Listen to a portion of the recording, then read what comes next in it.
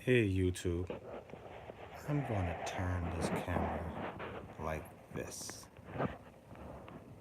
They say put it in landscape mode, but I'm going to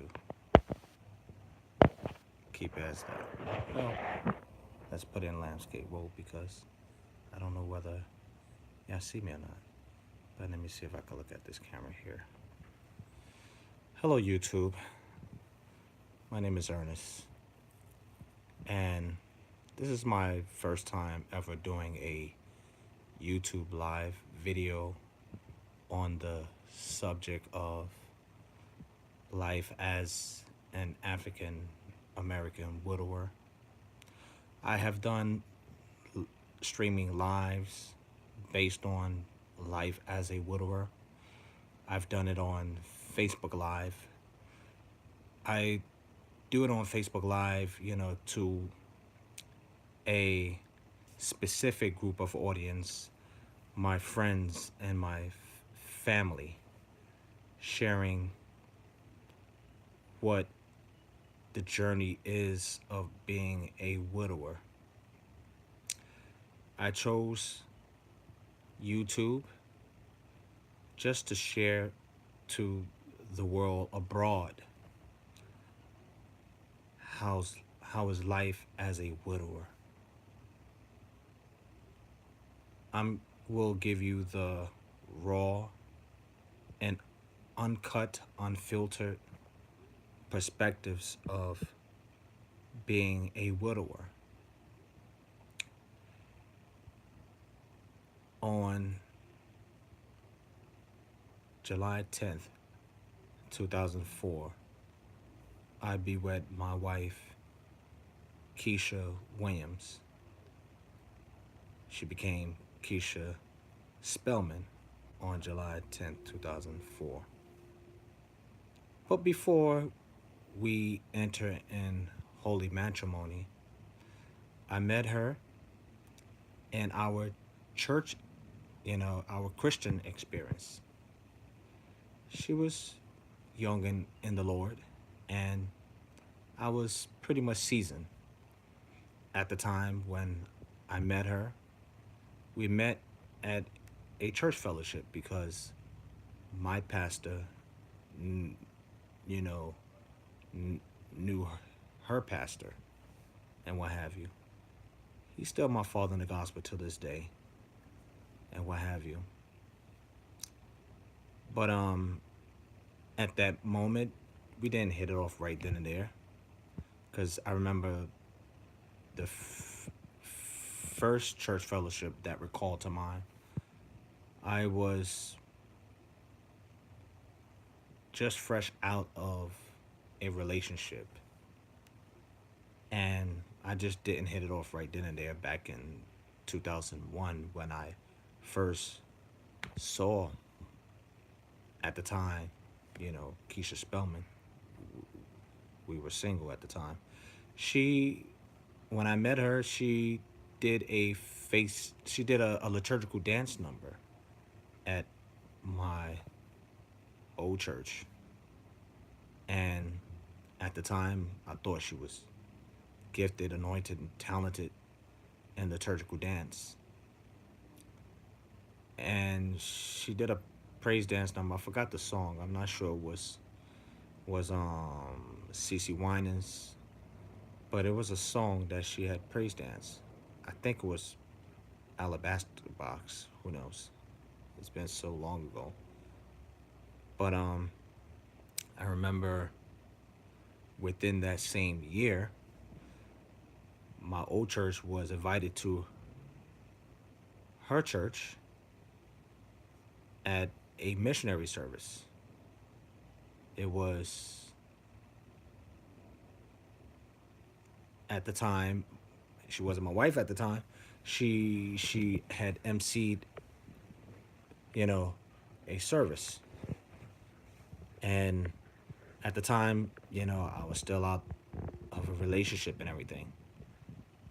And I never forget when I sat on the pulpit after one of the associate ministers, now he's a pastor, had preached, he turned to Keisha at the time, Keisha Williams. He had prophesied to her and said that God will bless you with a husband, but he's not ready to get in because your house is still under construction. Metaphorically, the prophecy, I believe that if anybody were to come to her life prematurely, I would say the foundation and the whole structure of the building process will collapse. So I remember an associate minister of mine in my old church had tapped me on my shoulder and said, you know, Minister Ernest. And I said, yes. She said, I believe she's your wife. And then I turned to her and say, and I looked at Keisha, and she was in tears when she had received the prophecy and what have you. I was saying, nah, you know, you know, in terms of nah, she's not my wife and everything. But in hindsight, at that time, I, I started to think. I said, what if she's my wife? I got on my knees and I prayed God's perfect will and said, Lord, I've been down this road before because you know, she wasn't the first person I had proposed to. I had proposed to somebody before back in the '90s, and it wasn't God's perfect will. But I was young in the Lord. I didn't understand at the time. But when I became more seasoned in God, I learned to pray God's perfect will. I said, Lord, if she's your perfect will, Lord, you know how to manifest everything and put in place in order and everything. So I believe a year after, it was 2002. I think it was 2002 when my pastor came to her old church, and let me show you the part, before we went back to her church. Um, I had a conversation with an associate minister, and I said, Minister Bernice, I'm just gonna say, I'm not gonna give her last name. I said, remember the person that you said that would, I believe that's your wife. I said, I have the thinking, and I have prayed God's perfect will, and this will be the moment of truth that I will ask her number, and maybe we can start a relationship or some. And I remember told Minister Bernice, and she was like, all smiles, and for real, for real.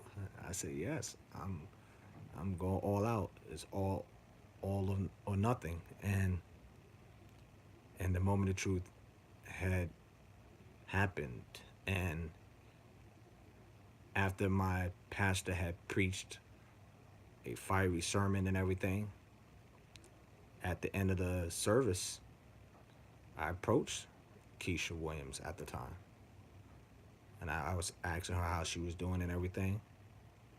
She said, I'm doing fine. She said she's settling in her new apartment and everything. I said, are you seeing someone right now? She said, no. She said, I used to deal with knuckleheads and everything. But, what God has for me, it is for me. And that's when I asked her for her number. And I'll never forget, it was like a scene from a movie. Deacon, I'm just going to say John. I'm not going to say his last name. He came out of nowhere with a pen and said, here's a pen, Sister Keisha. Here's a pen. Pat. I was like, wow. And then the first lady of the church, First Lady Leola, and I'm not going to give her last name, she was like, she was like, she was like happy and excited. I never forget, after I left the church, Keisha and a whole bunch of sisters at her old church were looking at me as I was waiting for the bus to go home at the time. And I remember the next day I had called her and we had long conversations and we had wonderful conversations. And I remember I came to her house the first time I came with a bunches of roses. Let me fill in the part where she had said that she said, if this guy for me, and she said she had prayed for a guy, for a husband. She said, if this guy is for me, I prayed I'm gonna test and see if he's for me. You know, I believe that he will come with a bunches of roses. And case in point, lo and behold, I came with a bunch of roses. And she was saying this is too good to be true because I came with a bunch of roses and I had the rose behind my back and everything.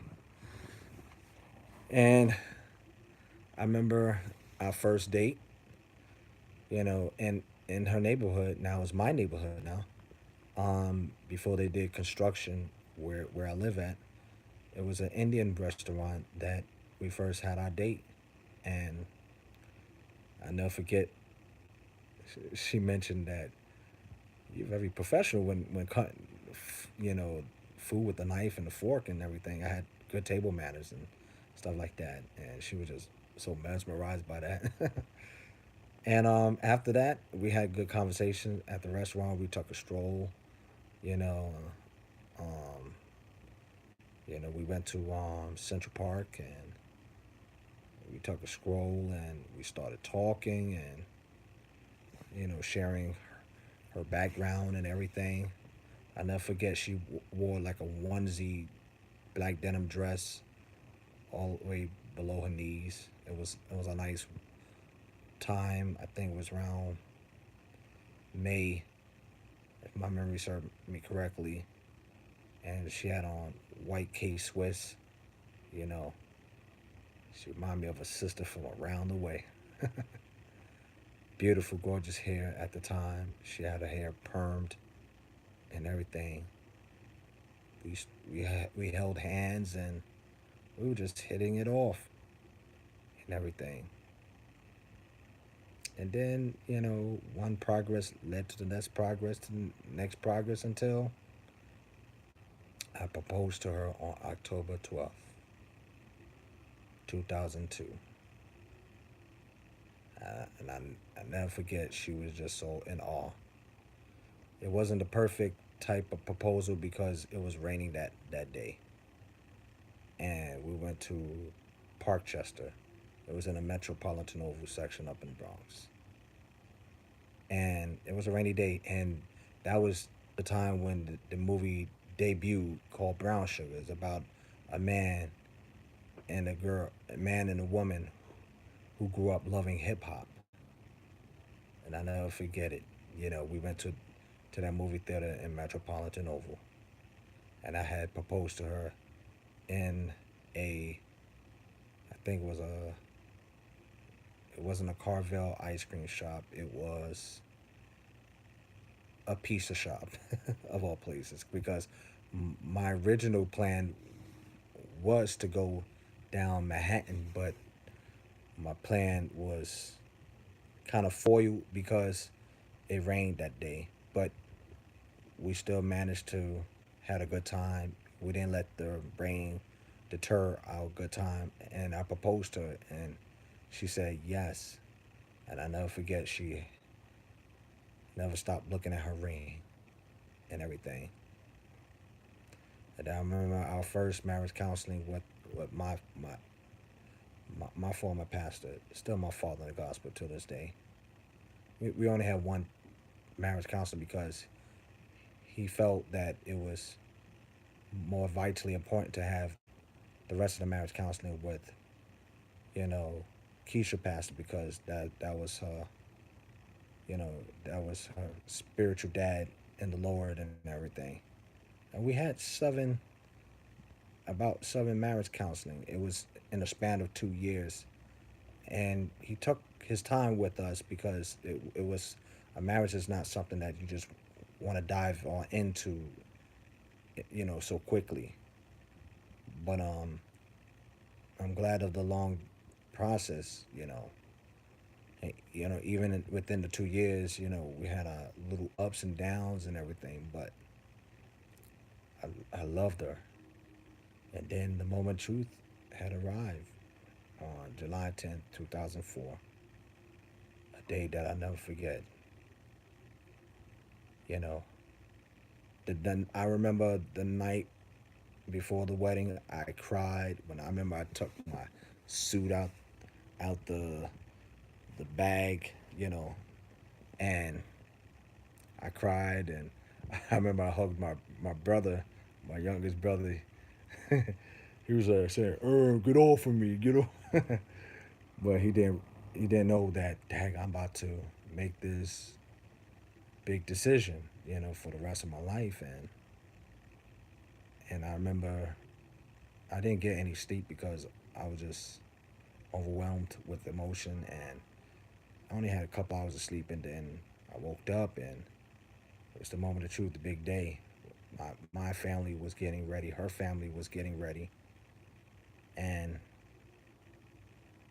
you know, I cried. I remember the groom's party came to my house because the limousine had picked us first, and I never forget. I was just filled with emotions. For those who got married before, y'all know what I'm talking about. You know, you're filled with emotion. I'm just the crier. Some people aren't criers. Some people, you know, the feelings of, you know, you stand at the altar like, you know, but I was the crier, you know. And the moment of truth when I saw her coming down that aisle, I didn't see her come down the aisle because I was turned towards the pastor, because he has this custom that you don't look at your bride until she arrives right in front of you. Then you turn around and everything. I wanted to see her come down the aisle just to see how gorgeous she was. But I got the chance to see in the wedding video how she was marching down the aisle. She looked so beautiful and gorgeous that day. We had a wonderful time. You know, it was a holiness wedding. We didn't do the dancing and stuff. We only had one dance. You know, it was just ribbon in the sky. It was the same song that I would say Minister Jamel. I'm not gonna say his last name. Um, had sung in our wedding on the Hammond B, and I cried when he sung that song. For so long, I'm gonna keep my day job because I want to do Babatri on that song. There's a ribbon in the sky for your love. He was singing that song. I was in tears. I was messed up and the whole nine. And yeah, just seeing her at the altar, she was in tears, looking so gorgeous. You know, I believe that God had put her in my life and everything. We had a wonderful honeymoon the next day. We were getting ready. We went to Montego Bay, Jamaica. Took a plane. Never flown on a plane before. It was a good journey. It was a 3 hour ride. We made it there safe and sound. I never know it was a custom that, you know, when the plane lands, everybody clap because, you know, because you high up in high altitude and everything. And we did that coming back, all the claps. But when we arrived to Jamaica, we noticed that there were a group of men and women were singing the song. We welcome you to Jamaica. Da, da, da, da, da, da. I was like, wow, this is a good welcome. We never seen that in the United States before and everything. We had a good time. It was 4 days and 3 nights at the Sandal Resort at Montego Bay. It was magical. We saw a lot of performances. We saw a lot of celebrity impersonators and everything. We saw a lot of acrobatic performances.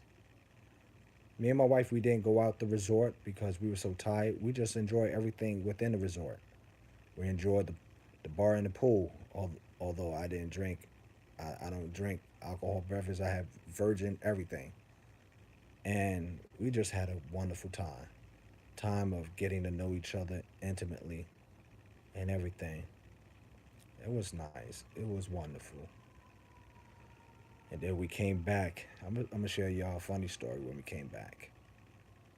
When we came back from Jamaica, and when we arrived to the crib, yo, I started busting out in tears because I was living with my dad and mom at the time, and it was just funny. I burst out in tears, and my wife started laughing at me, but she hugged me, and yo, after I finished crying, we just laughed about it, and I never forgot. We had a good time. We went to the movies.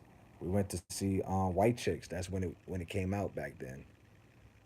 We had a wonderful time. We came back, and it was enjoying each other at as husband and wives, you know, and the journey of you know being one. You know, they say when you come back from the honeymoon, now it's the moment of truth, marriage. And then we had our first son. Came into the world on June 5th, 2005. That was a wonderful moment being a dad for the first time and everything. And we had our second son June 8th, 2011. Another joyous occasion. You know, my wife and I, we had some ups and downs, and I'm not going to get into the specifics of our downs. But I lost my wife on October 26, 2018. She died of a heart attack. A day that I'll never forget. I remember it was on October 22nd, 2018, when it all occurred in the house. I remember she brought our son's nebulizer, and I was telling her, why you bringing me the nebulizer? Think I should call first responder? I said, I'm going to call responders. And then I called 911. And she was vomiting profusely. And I called on time and everything. As soon as she collapsed, and even though I was trained, that's when first responders knock on the door. Seconds after she collapsed. But to no avail. They did CPR, trying to provide oxygen, enough to go into her brain. But to no avail. We arrived to the hospital, and I remember her eyes kept going up and down, up and down. My boys saw the experience of her collapsing, her eyes rolling back. It was a traumatic experience for all of us. And I never forget at the hospital, the neurologist said after Keisha had gotten a CAT scan, and she said,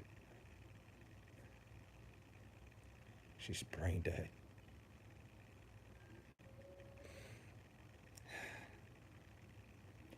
And they said that she wasn't going to make it. I just had hope and everything. I said, I'm a man of faith. I believe that God could perform miracles in the whole. Nah, they had her on life support. Doctors did what they could do. When you lose brain activity in the brain, when you're dead, brain dead, rather. There there aren't any electrodes in the brain that send messages to the body, and then next thing you know, your body starts to, you know, decline. Once you lose brain activity, that's it. The rest of the body goes. And that fateful day, I was there on October 26th. They did CPRs about 10 to 11 minutes, and she was pronounced dead around going close to 12 o'clock. It was still around the 11 something hour, probably 11:45 a.m. I'm not sure at the time. That's when I cried so hard. I remember her sister, her brother were there. We were all praying and everything. And when she was pronounced dead, that's when everybody cried. And then there was a chaplain there trying to console me and everything. And it's funny, I'm a man of the cloth. I remember I did, you know, a eulogy before. And it's funny when, you know, death came close to your home. It was hard to listen to the chaplain and everything. My life was rocked.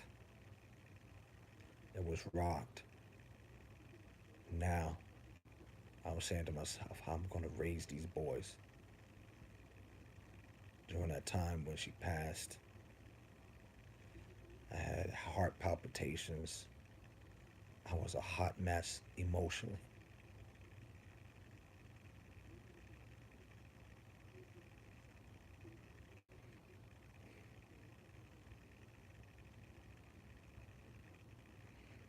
My soulmate is gone.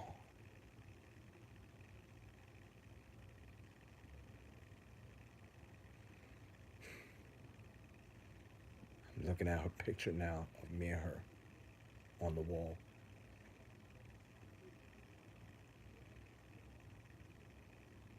Picture of me and her at the Sandals Resort. Let's see if I can bring the camera close. See if it can rotate. I'm not sure it can rotate. I never tried the rotation on YouTube before. Here it is. Here it is. It's a picture of me and her.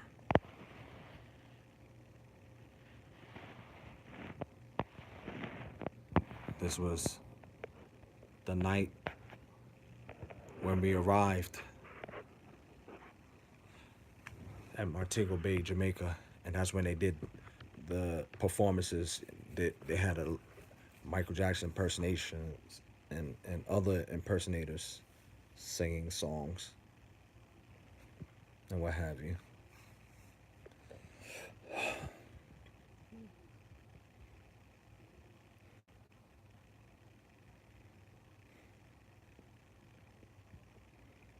How's life now as a widower? Before that, I had received a lot of grief counseling at my old college. I just graduated. I came back to college first time in 18 years, you know, to undo a past back in the 90s, you know, and I graduated. And I passed by the skin of my teeth because when she passed away, I was at my final semester at Bronx Community College.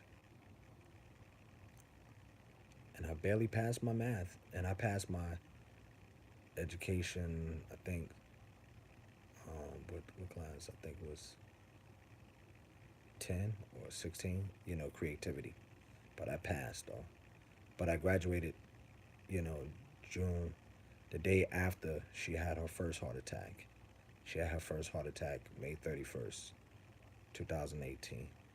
The day before my graduation, she couldn't able to make it, and I didn't celebrate. Immediately after my graduation, I made sure that my mom got on the cab and me and my boys hurry up and came home, and then we came to the hospital and what have you.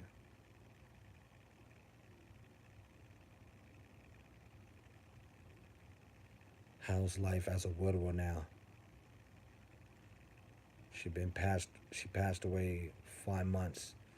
Uh, March 26, 2019, make 5 months since her passing. How are the 5 months? Has it got better? Am I still mourning the loss? There's not a day that goes by that I don't miss her. I miss my soulmate. We had our issues, but that was the final 2 years, and I'm not going to get into the specifics.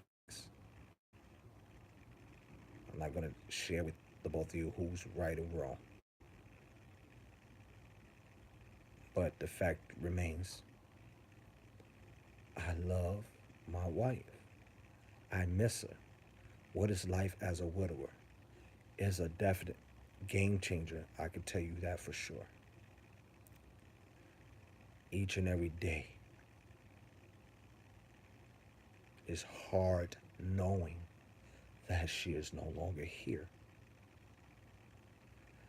I had 14, well, yes, 14 years being married with her, but all in total was 16 years, counting the 2 years, I had proposed to her and when I got to know her and more in 2002.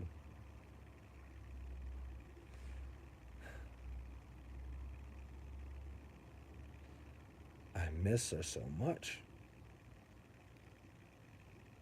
It's hard now that I'm doing everything all by myself. It's a new learning curve because me and my wife had shared responsibilities. She has she had taken care of certain tasks and I had taken care of certain tasks. But now forces my hand to deal with the task that she was dealing with at the time. Now, when life forces you to take upon higher responsibility, it forces you in a position to accelerate and maturate and to grow. Taking care urgencies, running to appointments, you know, making sure that we have a house to stay, food on the table, clothing for me and the boys, doing the task by myself. But I am not without help. I do have my sister and a neighbor who lives in the building who takes my youngest son to school when I'm not available because I work the graveyard. And thank God for my sister and my neighbor, who I remain nameless because this is YouTube. I want to be careful not to mention name. I remain them nameless. But I'm just so glad that I have the underpinning support, and I'm just thanking God I do have that support. But what is challenging is this: not having my companion. I miss companionship. I'm quite sure you have seen a lot of YouTube videos of people who are widows and widowers, and most of them will tell you that they miss the companionship. I miss her. I miss her coming home at work, seeing her beautiful light skin, beautiful face. I miss hearing her voice. And I'm going to be candid with y'all, I miss intimacy.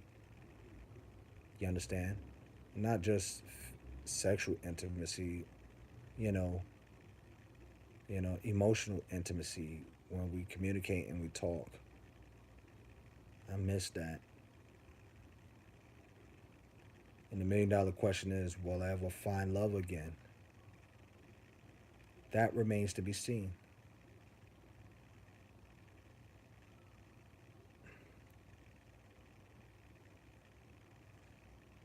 I believe that I will find love again, but I'm taking my time with it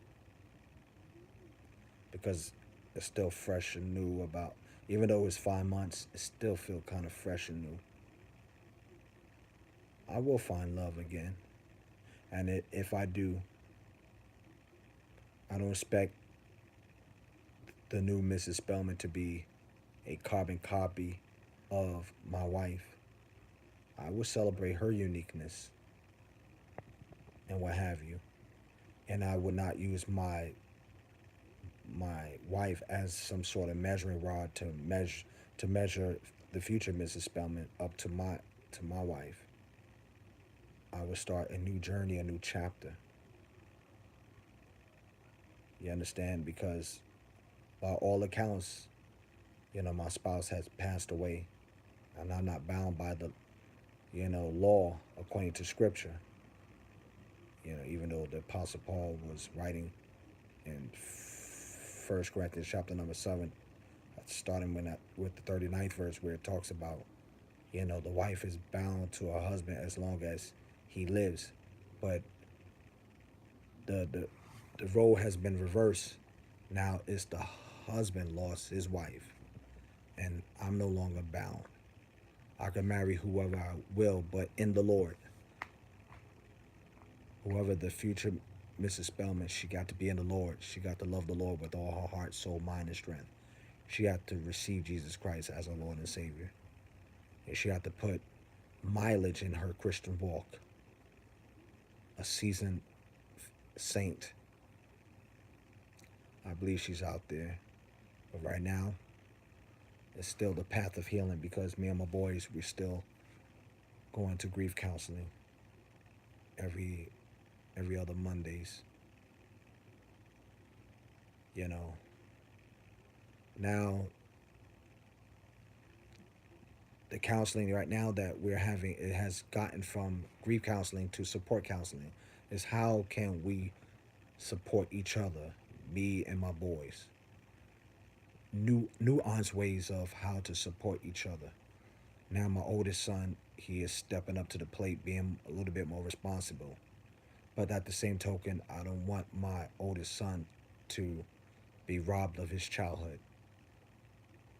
But he understands the nature of the situation, where life forces his hand to step up and to do some roles in the house. He's 13 going on 14 this June. And my youngest son, he's doing his thing too. I love my boys with all my heart. They are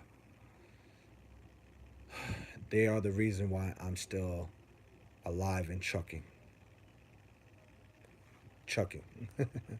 if you will, like a train, you know, trucking along. They are the engine that keeps me going. And I know my boys, they are on borrowed time. We're all dealing with the loss together, but we all have our different spectrums of loss. I lost my wife. I lost my lover. They lost their mom at an early age. I lost my dad when I was in my early 30s. I lost him back in 2007. I know what it's like to lose a parent. But my boys lost their mom when they were young. And these are the moments where they need their mom. The challenge that they will face when it comes to graduations and different significant events in their lives, their mom will never be there. Yes, their mom will be in their hearts and minds, but physically they will not be there. They will not, she will not able to experience whether it be their graduations, whether it be their accomplishments in life, whether it be weddings, if in fact the boys one day get married. Me and my wife will never experience that because she's no longer here. One thing it will be challenging for me is this: I will not have a 15-year anniversary, 16, 17, 18, 19, 20, and etc. When I see people on social media when they're celebrating their 20th wedding anniversary or their 50th anniversary or 60th anniversary, I never will get the chance to experience that. And that's a challenge to me. And I don't want to be angry with God because God is too wise to make a mistake. Although I had questioned him, why so early? My wife didn't make it to her birthday. She was days shy of her birthday. Her birthday was on October 31st, 2018. She would have been 43. She died at the age of 42.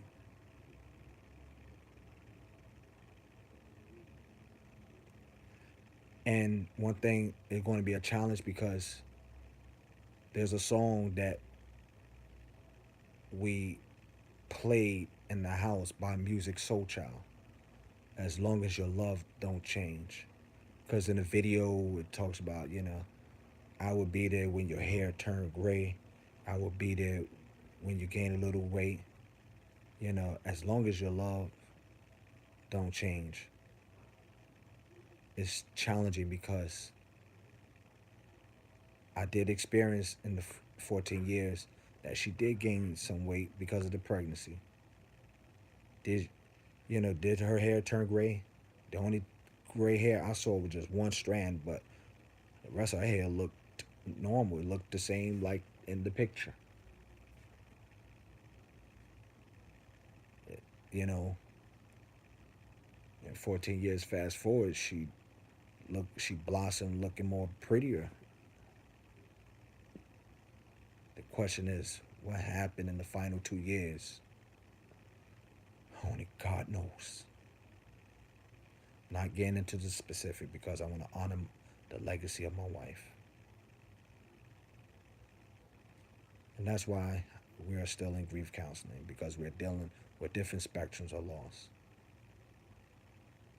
When I play certain songs like Aaron Hall, I Miss You, there was a time I enjoyed that song, before her passing. But now, when I play that song, I cry. I miss you. I'm not gonna sing the whole song. Da, da, da, da, da, da. I miss you. Because in that video, his wife passed away. And then she was pregnant at the same time. The baby survived. I don't know whether it's a true story or not, but when I see that video now, I can relate to it in a sense. Now, I am left with 2 boys to raise. How are they doing now? They're doing good. We support each other spiritually, emotionally, and all that. Because I'm a man of the cloth. It's just so hard. It's challenging. I just miss the companionship. I miss my boo. I miss my ace boo coon. I miss her. Life as a widower is challenging. I never thought in my lifetime I would be a widower so early. I didn't anticipate. I didn't expect this to happen. I didn't read in the chapter that chapter 14, in our 14 years of marriage, she would die. Thought we was going to have longevity. And sometimes I feel disappointments because when I do see people's social media page like Facebook when they celebrating their anniversaries, I'm happy for them and the whole nine. But I wish I could have experienced those many anniversary moments. When I and I would never get to experience that in this lifetime. If in fact, if there's another Mrs. Wright out there. Right now, I'm just taking my time. Still dealing with the loss and what have you. It's tough. It's tough. Losing a spouse, your soulmate, is tough. I had my crying days. I still have them, here and there. I have to take a certain stimuli to spark me to cry.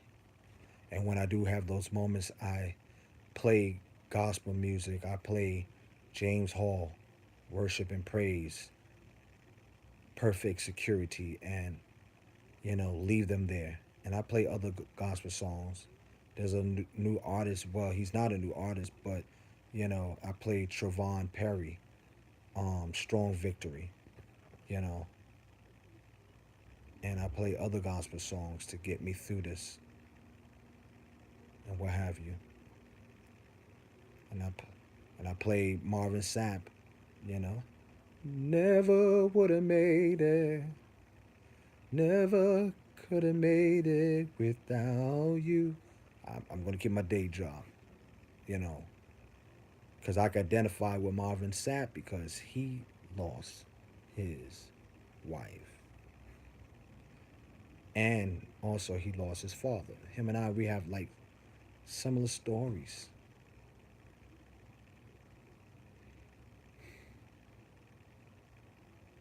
It's hard, y'all. But what's keeping me strong is my faith in God. It's not by might nor by power, it's by my spirit, said the Lord. It's Him that's keeping me. Although I'm weak in the flesh, but His spirit indeed is willing. Had my fair share of crying days. And my sons, they cry here and there. But it seems like I'm the most cryberry of them all because I miss my boo, my intimate partner, my holy matrimony partner. It's hard. I feel like a big hole just been cut out of my heart. A void now. Will that void be filled again? That remains to be seen. If the future Mrs. Spellman is out there. I'm just sharing with you part one, life as a widower. It has its tests and challenges. But whatever the tests and challenges, whatever the card that I'm being dealt with, I'm going to play the card of life and I'm going to win each and every day by the help of the Lord.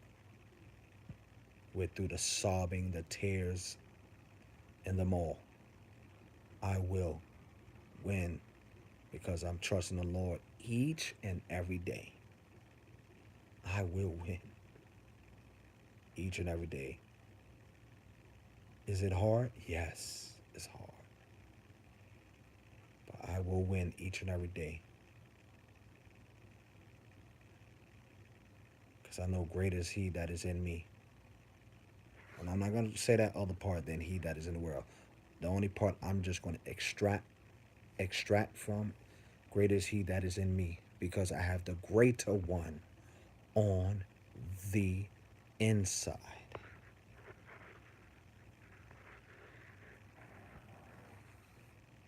What's bigger in me is making me strong.